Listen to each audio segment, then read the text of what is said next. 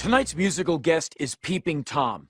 There's not enough I can say about Peeping Tom's frontman, Mike Patton. From his epic past with Faith No More and Mr. Bungle, to collaborations with artists as diverse as Bjork and John Zorn, to his present and future with his other groups Fantomas, Tomahawk, and now Peeping Tom, we're honored the man and his band could spare the time to show up. Here to perform Mojo off their self-titled album, this is Peeping Tom, live and uncut.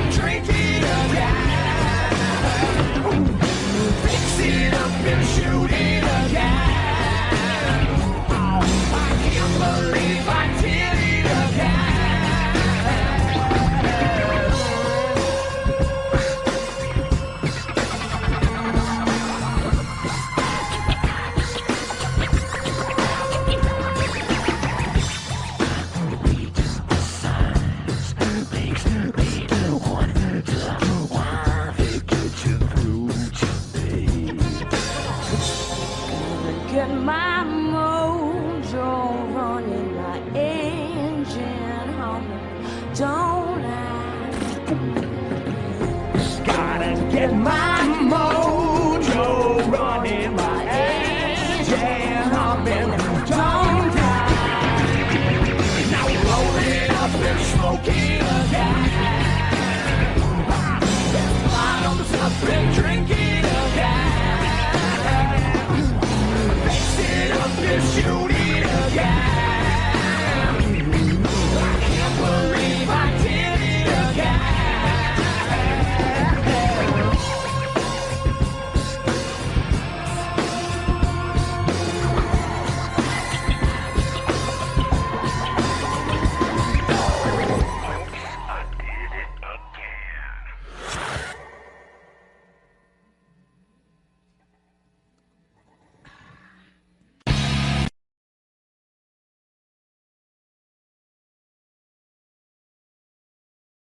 I've got several incarnations of this band depending on where I'm playing and who's available. These musicians these days are kind of like, young up-and-coming prostitutes.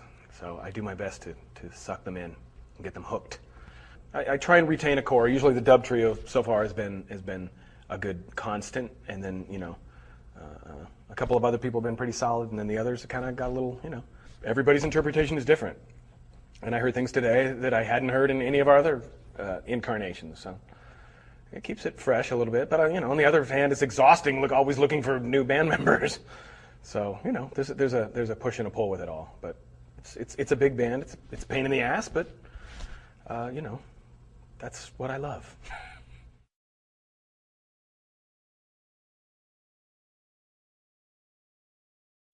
When you're a musician or an artist, I think for any number of years, you learn to really give up with what people call you. You know, it doesn't bother me anymore. I lost interest in what my music is called or how it's categorized, and in some respects, what people think of it many years ago. You got to stay focused. You got to keep doing what you do, and remember why it makes sense to you. And you know what? It's hard enough putting all the shit together without worrying about what you're going to call it, or how it's going to look, or how you're going to present it. You let the world figure that stuff out. You know, I'm sure someone could come up with something clever to call it. Leave me out of it.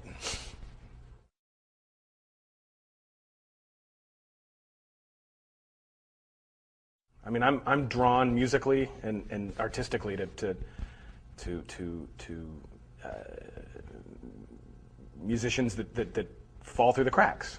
I like those kind of sounds. I like I sympathize with that aesthetic as well. I know what it feels like. I've been there. I'm still there. So really, what do? You know, you spend a certain number of years kind of selling your stuff and trying to make it fit here or there, and not really ever feeling comfortable with it.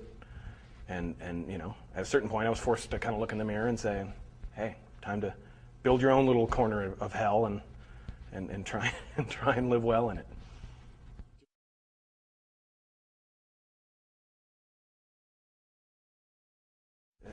As an artist, you should be able to draw inspiration and from any and everything. You know, there should be no limits. It's fundamental to me. It's not. You know, a lot of people listen to the music that I make and think, well, why would you take a jazz riff and do this and maybe an R&B vocal? And hey, that's the way I see the world, and that's how it comes out of me, and that's the way I listen to music. I'll put on a little second of. Henry and I were just talking about Les Baxter. We're both really big fans of Les Baxter, and most people don't know who the hell he is or fucking care. We both have a huge, you know, he's easy listening, you know, basically composer from the 50s and 60s. You know, influenced me greatly, terribly, even to this day. You can hear little bits and pieces of that in almost everything I do, probably. You know, the more inspiration, the more you know. The deeper that well is, and the more places you can find it, the better.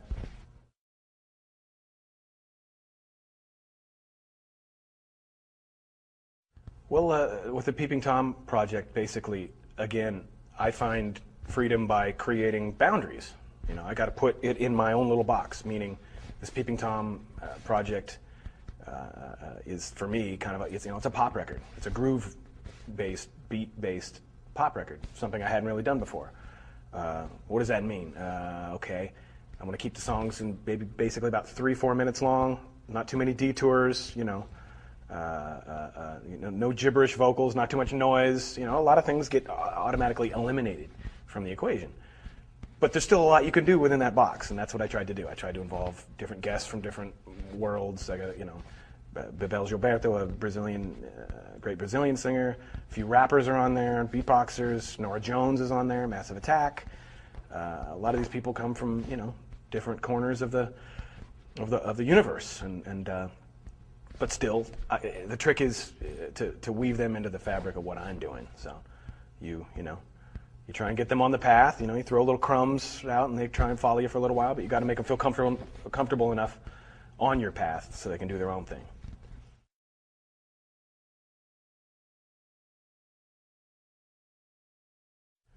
First of all, it's unique for me to be performing on TV, period. So I got to really tip my cap to you guys, this channel, Henry, everybody here, because no one wants to see this shit on TV. Or at least, you know, the vast majority of people don't. So, or maybe they do, but a lot of, you know, producers, programs, or their financiers don't want to take those kind of chances. So, first of all, it's great to be able to, you know, perform on TV in a venue that we're not used to. So there's that. And then actually only about halfway through our performance did I realize that it was uncensored, and I kind of had to kick myself in the ass for not taking advantage of that.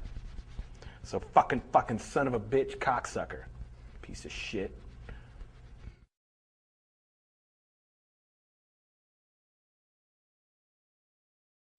Who's to say, but I would venture a guess that, you know, if this wasn't Henry's show, we probably wouldn't be here. I'm just guessing, you know. It's a musician show. He, you know, I assume probably has a whole hell of a lot of creative control, and kudos to him. He's got a vision, and he sticks to it, and it's worked out for him. And he's, you know, I guess the more important thing is that he's a lot of people have the platform that he does, and choose to do nothing with it. And he's, you know, I think aggressively, he's shoving it down people's throats. And hey, more power to him.